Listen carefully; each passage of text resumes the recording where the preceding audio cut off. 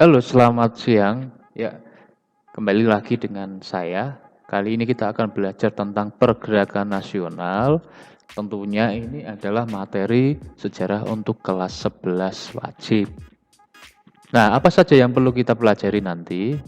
Ya, yang pasti nanti kita belajar tentang beda-beda ciri-ciri perjuangan sebelum pergerakan nasional dan sesudah pergerakan nasional, dan juga belajar mengenai faktor pendorong lahirnya organisasi pergerakan nasional di Indonesia. Nah, langsung saja kita akan ke tujuan pembelajaran. Yang pertama adalah memahami munculnya golongan elit baru Indonesia dan tumbuhnya kesadaran awal kebangsaan. Dan yang kedua adalah menjelaskan latar belakang lahirnya organisasi-organisasi pergerakan nasional di Indonesia. Nah, dua ini yang kita fokuskan untuk belajar hari ini. Nah, sebelum kita masuk ke materi, saya akan memberikan pertanyaan persepsi kepada kalian. Ada 3 pertanyaan. Yang pertama adalah, kebijakan apa yang membuat bangsa Indonesia boleh sekolah? Nah, kalau kita runtut sejarahnya, ya, kita dijajah 350 tahun, itu tidak ada kebijakan untuk memberikan pendidikan kepada bangsa Indonesia. Kok sekarang tahu-tahu ada? Apa yang melatar belakangi itu, ya? Terus yang kedua adalah, bagi Belanda apa untungnya kalau bangsa Indonesia sekolah? Ya, bagi Belanda apa untungnya kalau bangsa Indonesia sekolah? Kalau sekolah kan pinter. Kalau pinter nanti kan kelawan Belanda, kan logikanya seperti itu. Nah, nanti dijawab ya. Dan yang ketiga adalah, mengapa Belanda memberi kesempatan bangsa Indonesia sekolah? Nah, ini latar belakangnya apa? Nanti kalian bisa jawab di kolom kolom kolom komentar ya. Saya ingin tahu jawaban dari kalian masing-masing. Itu ya, jawab ya. Oke, baik. Yang pertama kita belajar tentang karakteristik perjuangan sebelum dan sesudah 1908 atau abad ke-20. Nah, perjuangan sebelum tahun 1908 itu cirinya seperti apa saja sih? Yang pertama adalah dipimpin raja atau bangsawan dan tokoh agama. Ini adalah tokoh yang sangat sentral dalam melakukan perlawanan terhadap Belanda. Artinya kalau mereka dapat ditangkap atau dibunuh oleh Belanda, ya sudah selesai perjuangan mereka. Dan berhenti gitu aja perjuangan untuk mengusir mereka. Dan yang kedua adalah bersifat kedaerahan. Artinya apa? Artinya setiap daerah yang ada di Indonesia itu berjuang sendiri-sendiri. Mereka tidak ada yang namanya kesatuan. Mereka belum tahu bagaimana cara mengalahkan Belanda. Mereka belum tahu yang namanya filosofi ini apa? Sapu lidi, di mana ketika bersatu akan lebih kuat. Jadi mereka berjuang sendiri-sendiri. Misal Jawa ya, ketika perang ya mereka mencoba untuk mengusir dari Jawa. Ketika Sumatera ya sama halnya kayak seperti itu. Jadi sampai kapanpun tidak akan selesai dan dapat dimenangkan. Dan selanjutnya bersifat fisik atau perjuangan melakukan dengan mengangkat senjata. Artinya kalau mengandalkan seperti ini pasti tidak akan pernah menang. Kenapa seperti itu? Karena Belanda dalam sektor senjata ya jelas sudah lebih maju. Misal Belanda sudah menggunakan meriam, sudah menggunakan pistol, kita masih menggunakan bambu runcing, menggunakan tombak, menggunakan panah, ya itu tidak sepadan atau setara dengan senjata bangsa Barat. Dan yang keempat adalah fokus pada pemimpin karismatik, hampir sama seperti raja gitu ya. Dimana kalau pemimpin ini ditangkap ya sudah selesai gitu aja. Yang kelima bersifat reaktif dan spontan. Maksudnya apa? Maksudnya gini, kalau mereka berani perang, ya berani saja. Apakah mereka berpikir bagaimana caranya memenangkan peperangan? Tidak. Ya pokoknya modalnya itu berani, bangsa kita modalnya berani, dan pastinya kalah. Karena kalau perhitungan perang itu kan Belanda akan lebih pintar. Nah, selanjutnya adalah perjuangan sesudah tahun 1908 atau abad ke-20. Ya, sama. Sebenarnya ini kebalikan dari sebelum abad ke-20 ya. Artinya ini lebih modern, jadi lebih ada kemungkinan untuk memenangkan peperangan ya. Tidak lagi jadul gitulah ya. Ada inovasi-inovasi untuk memenangkan peperangan.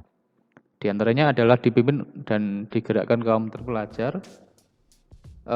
Perjuangan menggunakan diplomasi, memiliki visi dan misi yang jelas yaitu kemerdekaan, bersifat nasional dan kerjasama antar daerah. Terus membuat organisasi yang memungkinkan adanya penerus pemimpin. Yang pertama adalah dipimpin kaum terpelajar. Ya, setelah tahun 1908 sebenarnya perjuangan melawan kolonialisme itu dimotori kaum terpelajar melalui organisasi-organisasi pergerakan. Nah, sebagian dari mereka memang berasal dari golongan bangsawan, namun mereka adalah orang-orang yang memiliki kesempatan untuk belajar dan pada akhirnya mereka menjadi orang yang terdidik.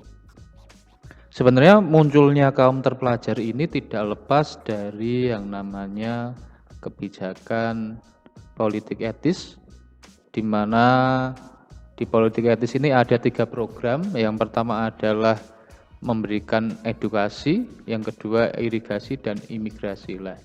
Yang edukasi inilah nanti yang memunculkan orang-orang pinter di Indonesia. Tetapi sebenarnya orang pinter ini kan tidak semua orang. Tetapi tujuan Belanda membuat orang Indonesia pinter itu ya memang mereka lumayan licik untuk mendapatkan tenaga kerja yang lebih murah. Ya intinya seperti ini. Kalau kita mempekerjakan orang yang pinter itu akan lebih cepat kerjanya. Nah, kalau cepat ya berarti produktivitas perusahaan mereka semakin tinggi. Karena apa? Karena sumber daya manusianya waktu itu kurang. Kalau mengandalkan hanya dari Belanda, maka akan kurang.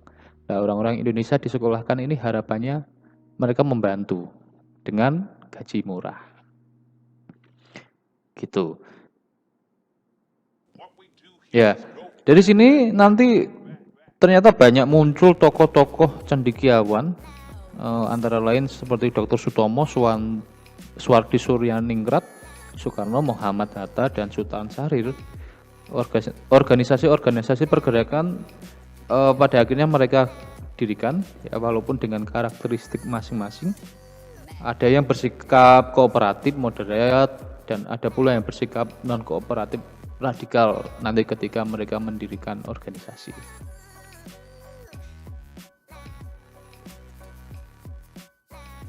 Yang kedua adalah bersifat nasional.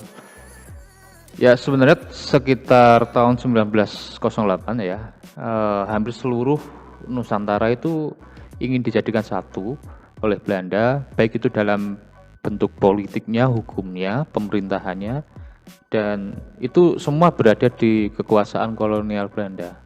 Nah, kebijakan itu sebenarnya memang bagus untuk Belanda, untuk mempersatukan wilayah Indonesia yang luas itu. Nah, kebijakan itu dinamakan Pak Neerlandica, ya. Tetapi malah justru itu menyatukan rakyat Indonesia dalam hal perasaan senasib, penderitaan yang mereka alami. Jadi satu daerah dengan daerah lain itu menganggap penderitaan itu mereka sama, sehingga menumbuhkan rasa persatuan, dan pada satu titik itu muncullah yang namanya kesadaran nasional. Dengan demikian, nasional dalam istilah kesadaran nasional itu sebenarnya mengacu pada kenyataan bahwa seluruh rakyat Indonesia bertekad untuk bersatu, berjuang dalam rangka membentuk satu bangsa yang besar, satu identitas, karena satu nasib itu diperkuat dengan adanya kata Indonesia.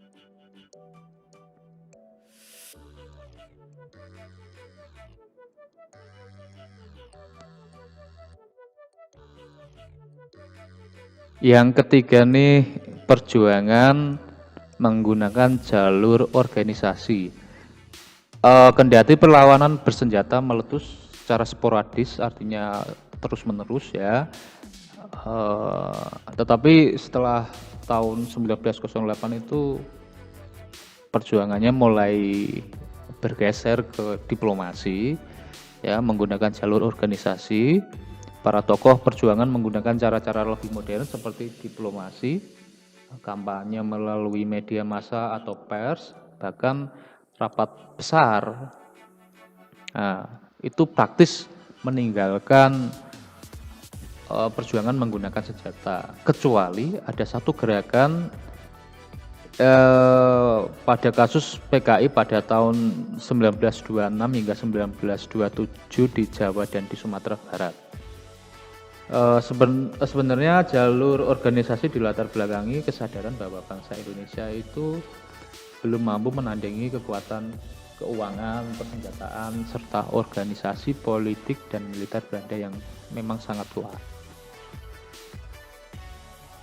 Penggunaan media massa untuk menyuarakan aspirasi itu dianggap efektif lah ya untuk melakukan upaya persuasif dan diplomasi. Pada waktu itu kaum terpelajar Indonesia beberapa memprakarsai terbitnya media massa seperti koran dan majalah, dan media-media itu sangat digunakan para aktivis pergerakan nasional untuk mengkritik, menentang berbagai kebijakan pemerintah kolonial Belanda.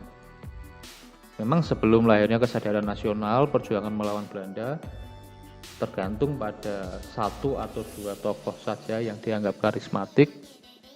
Tetapi setelah para kaum terpelajar ini muncul, mereka berhenti lakukan itu dan mereka lebih mengedepankan yang namanya kaderisasi atau mencetak pemimpin baru gitu. Jadi perjuangan mereka tidak berhenti.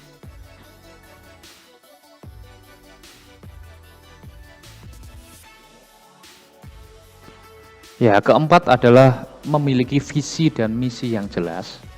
Tujuannya adalah merdeka, awalnya bergerak masing-masing tiap daerah, sekarang mulai bersatu. Sudah, itu saja. Apa yang perlu saya jelaskan lagi? Cukup simpel dan jelas ya.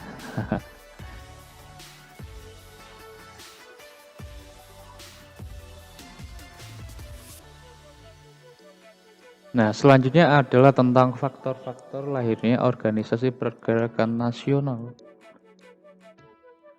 Ada dua faktor, yaitu faktor internal dan nanti ada faktor eksternal. Yang faktor internal saya akan berikan slide-nya dulu, yaitu yang pertama kondisi sosial, politik, dan ekonomi yang pernah dijajah, dan yang kedua munculnya kaum terpelajar, dan yang ketiga itu tumbuhnya kenangan akan kejayaan masa lampau. Artinya ini muncul dari dalam negeri kita sendiri, dari bangsa Indonesia.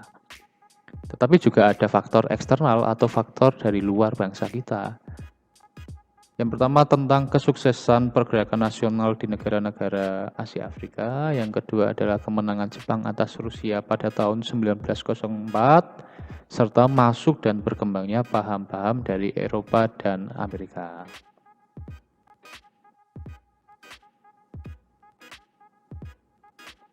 Nah, kita bahas satu persatu. Yang pertama adalah tentang faktor internal.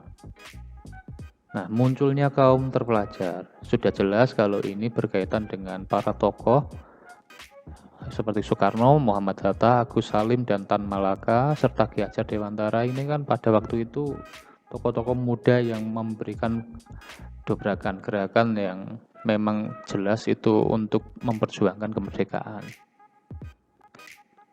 Golongan elit bangsa Indonesia seperti Soekarno, Muhammad Hatta, Agus Salim, Tan Malaka, dan Ki Hajar Dewantara, mereka berkesempatan mengenyam pendidikan modern.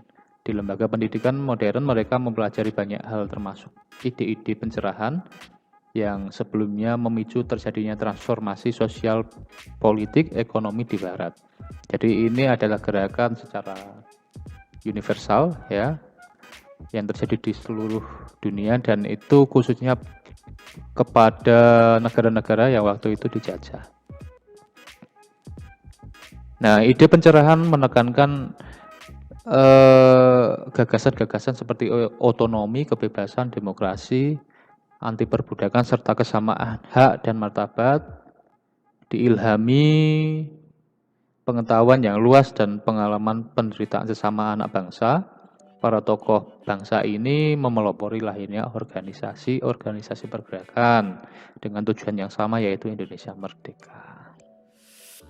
Selanjutnya adalah kenangan kejayaan masa lampau. Ini berkaitan dengan kenangan atas kejayaan dua kerajaan besar Nusantara, yaitu Sriwijaya dan Majapahit. Kita pernah punya dua kerajaan yang besar, dan itu sangat-sangat sukses pada masa itu, dan rasa inilah yang ingin dikembalikan, bahwasanya kita itu bangsa yang pernah menjadi bangsa yang besar. Apa salahnya kita berjuang untuk mengembalikan kebesaran itu. Nah, semangat inilah yang membuat perjuangan para tokoh terpelajar waktu itu makin termotivasi untuk merdeka.